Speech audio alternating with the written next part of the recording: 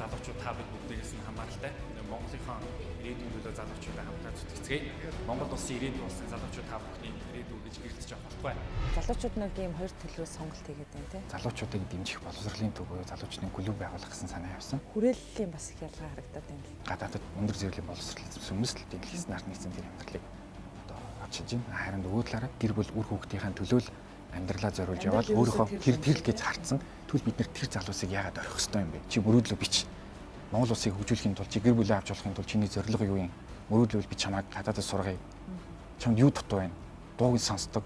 Ингүүл тэр хүн өөрөө оролцсон. Бид нэр ирээдүгөө төсөөлвөл би үргэлж ийм тод өнгөөр харахыг хүсдэг залуучуудаа. Одоо бол залуучууд маань их хэл бутаатай саарл өнгөөр харж байгаа бол тэр тод өнгийг бүрдүүлэхийн тулд бид одоо сэрэх ёстой. Би одоо улс төрд одоо үг хэлэх юм уу? Яагаад болохгүй гэж. Энэ хүмүүс намайг буруугаар хэлэх гэж юм уу? Залуучуудаа бүгд хинч юу гэж хэлжсэн зорилгынхаа өмнөөс бидний нэг цаасаа зорилготой өмж байгаас л гэж байна. За баярлалаа тань амжилтсаа.